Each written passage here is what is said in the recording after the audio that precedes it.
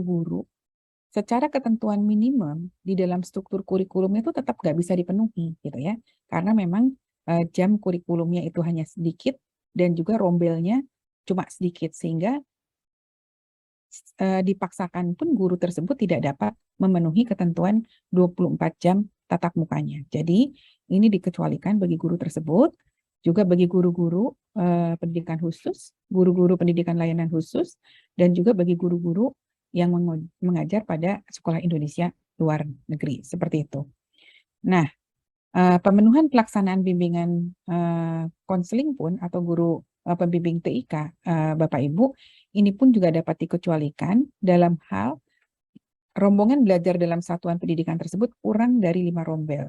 Maka bagi guru-guru tersebut pun dapat dikecualikan pemenuhan untuk mengajar di dalam 5 rombongan belajar dalam 1 tahun. Seperti itu.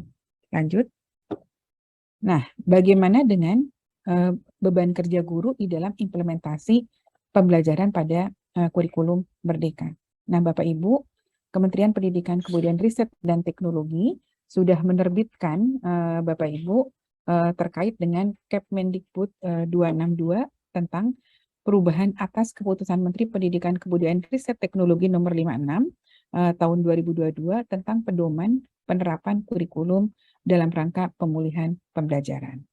Nah, di dalam ketentuan ini pun ditegaskan kembali, Bapak Ibu, bahwa beban kerja guru pada satuan pendidikan pelaksanaan kurikulum Merdeka ini tetap mengacu pada ketentuan peraturan perundang-undangan yang mengatur mengenai beban kerja guru, kepala sekolah, dan pengawas sekolah yang tadi saya sebutkan, yaitu Permendikbud 15 tahun 2018. Nah, beban kerja pun sama, sesuai dengan ketentuan dari peraturan dimaksud, mulai dari merencanakan sampai dengan melaksanakan tugas tambahan yang melekat pada pelaksanaan kegiatan pokok. Lalu di situ pun ditegaskan kembali bahwa kegiatan pokok guru itu adalah paling sedikit harus menempuh 24 jam tatap muka, paling banyak 40 jam tatap muka. Lalu bagaimana perhitungan kegiatan pokoknya? Di dalam Kepmen pun ditegaskan, Bapak Ibu, paling tidak kepala sekolah itu menghitung berapa sih kebutuhan jam tatap muka di dalam 1 tahun bagi 1 orang guru.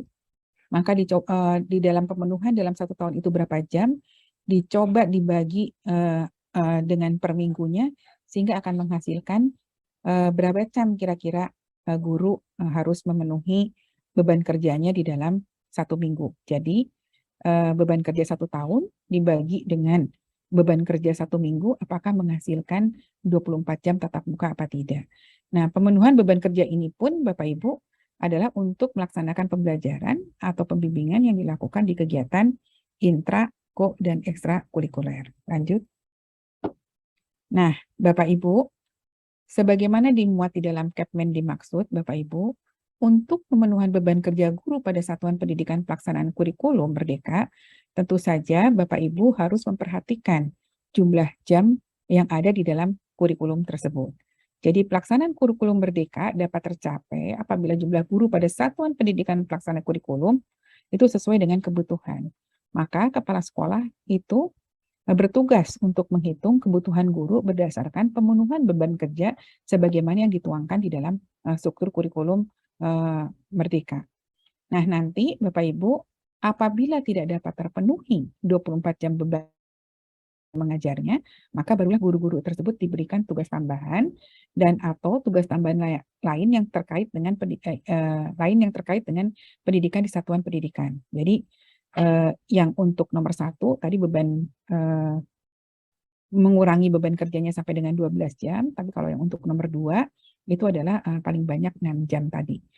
Nah, di samping itu juga bagi guru-guru berdasarkan Kepmendikbud 262 yang bertugas sebagai koordinator proyek penguatan profil pelajar Pancasila, itu pun diakui pengurangan beban mengajarnya. Lanjut. Lalu apa sih sebenarnya tugasnya dari koordinator proyek profil Pancasila ini? Nah, Bapak Ibu yang ditunjuk nanti sebagai koordinator proyek, maka bertugas mengembangkan kemampuan ataupun kepemimpinan dalam pengelolaan proyek penguatan profil pelajar Pancasila di masing-masing satuan pendidikan. Dan bagaimana juga Bapak Ibu yang ditunjuk nanti mengelola sistem yang dibutuhkan oleh pendidik sebagai fasilitator proyek penguatan profil Pancasila. Di samping itu juga, koordinator ini bertugas memastikan kolaborasi pembelajaran itu terjadi di antara pendidik dari berbagai mata pelajaran. Karena proyek ini bisa merupakan gabungan dari berbagai mata pelajaran, oleh karenanya koordinator ini harus memastikan kolaborasi pembelajaran terjadi di antara para pendidik yang mengampu masing-masing mata pelajaran tadi. Dan juga bagaimana koordinator ini memastikan tujuan dan asesmen pembelajaran yang diberikan sesuai dengan capaian profil pelajar Pancasila dan juga kriteria kesuksesan yang sudah ditetapkan. Dan nanti bukti dari pelaksanaan tugasnya, koordinator itu harus menyampaikan surat tugasnya, harus menyampaikan program dan jadwal kegiatan sebagai koordinator proyek, dan juga harus menyampaikan laporan hasil kegiatan koordinator proyek penguatan profil pelajar Pancasila. Lanjut. Nah ini Bapak Ibu, perhitungannya tugas tambahan sebagai koordinator proyek. Jadi untuk setiap rombel itu dapat diakui 2 jam gitu. Dan paling banyak setiap koordinator itu mengampu 3 rombongan belajar. Jadi nanti akan ada pengakuan beban belajarnya sampai dengan 6 jam pelajaran.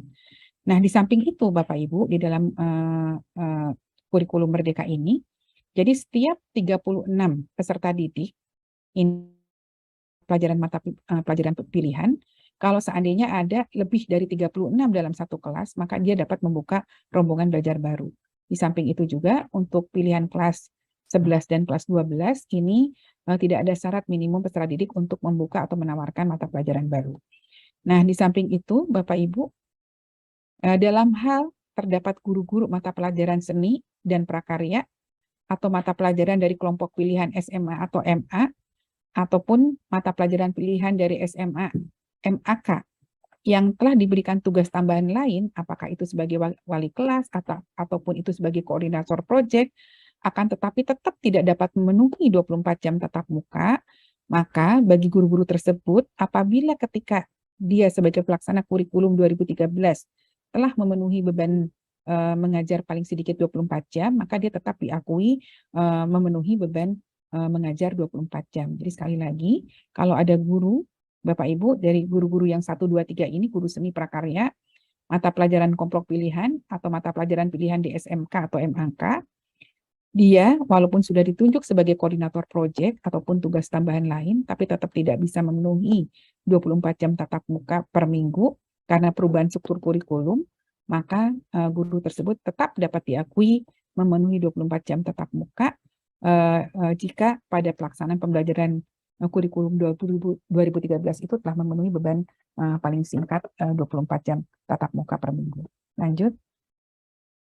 Nah ini Bapak Ibu, terkait dengan linearitas di dalam kurikulum Merdeka, bagi guru-guru mata pelajaran IPAS di SD, ini dapat diampu oleh guru-guru yang punya kualifikasi atau sertifikat pendidik guru kelas. Begitu juga IPAS SDLB, ini pun bisa diampu oleh guru-guru yang punya kualifikasi akademik atau sertifikat pendidik guru kelas di SLB ataupun bidang studi IPA ataupun IPS yang ada di SDLB. Nah, bagi mata pelajaran informatika, sekolah menengah SMP ataupun SMA, ini dapat diampu oleh guru-guru yang mempunyai kualifikasi akademik ataupun sertifikat pendidik Bapak Ibu di bidang ilmu komputer, ilmu informatika, ataupun TIK, ataupun matematik, dan ilmu pengetahuan alam, ataupun sains. Jadi, untuk guru-guru yang saya sebut tadi, sepanjang dia punya kualifikasi akademik atau sertifikat pendidik di 4 hal tadi, maka dia dapat mengampu mata pelajaran informatika. Nah, mata pelajaran IPA dalam struktur kurikulum pada SMA atau MA atau bentuk lain yang sederajat di kelas 10, itu dapat diajarkan oleh guru-guru dengan kualifikasi akademik sarjana ataupun sertifikat pendidik guru fisika, guru kimia, atau guru biologi untuk guru-guru pada mata pelajaran IPA. Sementara untuk guru-guru mata pelajaran IPS di SMA, itu dapat diampu oleh guru-guru yang punya kualifikasi akademik atau sertifikat pendidik sejarah, geografi, ekonomi, dan atau sosiologi. Sementara Bapak Ibu, untuk guru-guru yang mata pelajaran seni tari, seni musik, seni teater, dan seni rupa, di SMP maupun SMA itu bisa diampu oleh guru-guru yang punya kualifikasi akademik sarjana pendidikan seni atau sarjana seni dan atau sertifikat pendidik seni budaya ataupun kualifikasi akademik sarjana dan atau sertifikat pendidik sesuai dengan mata pelajaran seni yang diajarkan. Seperti itu. Lanjut. Untuk mata pelajaran mulok di SD, Bapak Ibu, itu bisa diajarkan oleh guru-guru. Jadi mata pelajaran di SD terkait dengan, mohon maaf, terkait dengan guru-guru agama, guru jasmani, guru bahasa Inggris, ataupun mulok, itu dapat diajarkan oleh guru kelas. Sementara untuk guru bahasa Inggris, Bapak Ibu, di SD, ini dapat diajarkan oleh guru kelas yang memiliki kompetensi bahasa Inggris, atau guru bahasa Inggris yang tersedia di SD tersebut, atau guru bahasa Inggris di SD atau SMP yang terdekat. Itu bisa ditugaskan untuk mengajar bahasa Inggris di SD. Lalu juga bagi mahasiswa sebagai pelaksana program Merdeka Belajar ataupun Kampus Merdeka, itu bisa mengajarkan bahasa Inggris di sekolah dasar. Nah, untuk mulok, Bapak Ibu, ini bisa diajarkan oleh guru kelas yang memiliki kompetensi mulok. Bisa juga guru mulok itu diajarkan oleh guru-guru muatan lokal yang ada di sekolah tersebut, ataupun guru mulok ini bisa diajarkan oleh guru SD, SMP, atau SMP terdekat yang ditugaskan, yang akan diakui beban kerjanya. Jadi kalau ada sekolah-sekolah di sekitar ingin mengajarkan mulok di satuan pendidikan tersebut, maka ini diperkenankan. Begitu juga untuk mahasiswa-mahasiswa yang sedang melaksanakan program Kampus Merdeka, maka itu pun bisa mengajarkan mulok di sekolah tersebut. Sementara untuk guru-guru pelajaran program kebutuhan khusus, ini bisa diajarkan oleh guru pendidikan khusus, guru mata pelajaran lain, atau guru kelas yang dinilai layak untuk mengajar di satuan pendidikan tersebut. Seperti itu, Bapak Ibu. Lanjut. Nah, selanjutnya, Bapak Ibu, untuk yang IPAS, IPA, IPS, ini mata pelajaran IPAS yang ini dapat diampu oleh paling banyak 6 guru kelompok IPA. Ini bagi yang guru-guru yang melaksanakan kurikulum Merdeka, maka sesuai dengan Kepmendikbud 262 ini untuk guru-guru yang ada di SMK, maka mata pelajaran IPAS ini dapat diampu paling banyak oleh 6 guru kelompok IPA dan atau IPS disesuaikan dengan karakteristik bidang keahliannya. Begitu juga Bapak Ibu untuk mata pelajaran seni tari, seni musik, seni teater, seni rupa, ini dapat diampu oleh guru-guru yang mempunyai kualifikasi akademik di bidang seni tadi, Bapak Ibu, atau sesuai dengan kualifikasi akademik atau sertifikat pendidik yang sesuai dengan mata pelajaran yang diajarkan. Begitu juga untuk mata pelajaran dasar-dasar program keahlian, ini dapat diampu oleh paling banyak 12 guru, mata pelajaran konsentrasi keahlian dan proyek kreatif kewirausahaan, ini dapat diampu oleh paling banyak 5 orang guru. Untuk mata pelajaran praktek kerja lapangan, Bapak Ibu, ini dapat diampu paling banyak oleh 44 orang guru. Sementara mata pelajaran pilihan dapat diajarkan oleh paling banyak 4 orang guru di kelas 11 dan paling banyak 6 orang guru pada kelas 12. Seperti itu. Lanjut. Demikian Bapak Ibu yang bisa kami sampaikan terkait dengan beban kerja guru. Kalau seandainya Bapak Ibu guru ingin mendapatkan peraturan-peraturan ini, Bapak Ibu duduhnya Bapak Ibu di jdih.kemdikbud.go.id, sehingga Bapak Ibu terkait dengan materi-materi atau peraturan-peraturan yang ada di Kementerian Pendidikan Kebudayaan Riset dan Teknologi, Bapak Ibu dapat langsung mengunduh pada jdih.kemdikbud.go.id. Demikian Bapak Ibu yang bisa kami sampaikan. Terima kasih. Wabillahi taufiq wal hidayah. Wassalamualaikum warahmatullahi wabarakatuh.